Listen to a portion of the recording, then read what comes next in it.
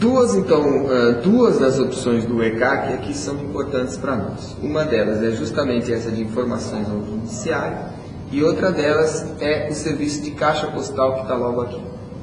Por quê? Como eu disse, quando fizermos solicitações aqui dentro do serviço de informações ao judiciário, as respostas a estas solicitações vão parar dentro da caixa postal do magistrado, ou o magistrado que fez a solicitação, ou para o qual o serventuário solicitante fez a solicitação.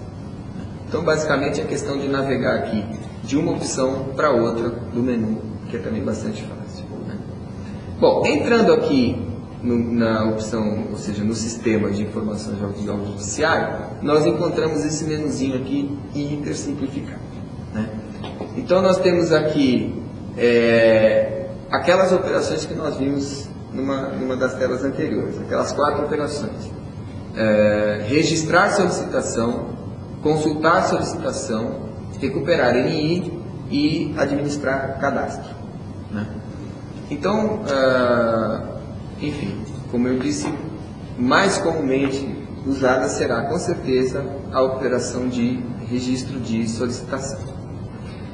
Cliquei ali na opção de registro de solicitação, então aqui, registrar solicitação, né? Esta daqui é a tela onde o magistrado ou o serventuário solicitante vai registrar o seu pedido de informações. Então aqui basicamente o que a gente vê? Um local para ele fornecer o número do processo ao qual aquela solicitação está vinculada. Aqui uma outra coisa também que eu destaquei, se trata de um plantão ou não, quer dizer, se o magistrado está no momento num plantão ou não.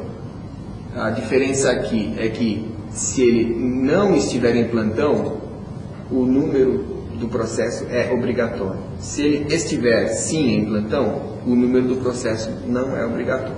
O sistema não exigirá dele o número do processo. Mas aí, naturalmente, caberá uma normatização interna do tribunal de dizer, por exemplo, que nesse caso o juiz tem que justificar alguma coisa, enfim, um trânsito interno do tribunal. Aliás, aqui nessa área apontada, tem justamente um espaço para que o magistrado possa escrever um texto livre, ou para ele mesmo lembrar de alguma coisa relativa àquele pedido, ou para justificar se ele achar necessário, enfim, né? Bom, ao mesmo tempo, a pessoa que está registrando essa solicitação vai informar que o CPF ou o CNPJ, que servirá então de base para essa pesquisa, porque, como eu disse, as pesquisas são feitas em cima da pessoa jurídica ou em cima de pessoa física. Em qualquer um dos dois casos é necessário dar o CPF ou o CNPJ correspondente. Em seguida, ele vai informar o tipo de informação que ele precisa obter. Então, nesse menuzinho aqui, a gente tem a declaração de imposto de renda de pessoa física, a declaração de pessoa jurídica simplificada, o ITR, as informações cadastrais, ou seja, a confirmação de endereço, por exemplo, né? E a CPMF. Conforme o tipo de declaração que ele informar aqui, que ele precisa, o tipo de informação, outros dados complementares serão necessários. Por exemplo, no caso de uma declaração de imposto de renda, por exemplo, ele vai dizer relativamente a qual exercício que ele quer aquela informação, né? No caso de uma CPMF, ele vai informar aqui nesses dois campinhos mês e ano de início e de fim, porque a CPMF é computada mensalmente, né? Então ele terá um relatório desde o mês inicial até o mês final, conforme as informações que ele der nesses dois campinhos aqui. Bom, então depois que ele preencheu o número do processo, as informações, algum texto aqui, o CNPJ, o CPF, tipo de informação, prazo, etc., ele vai clicar aqui nesse botão de incluir pedido, e aí vai acontecer isso que aparece aqui na próxima tela. Bom, enfim.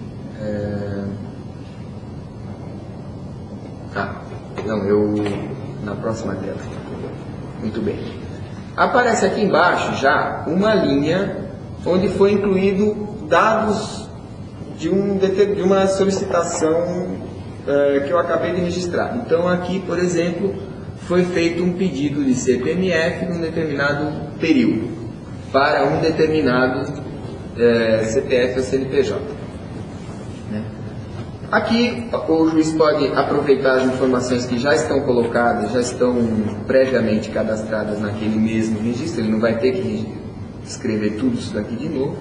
Eventualmente com o mesmo CPF ou CNPJ ou outro, né? Vai pedir um outro tipo de declaração, por exemplo, né?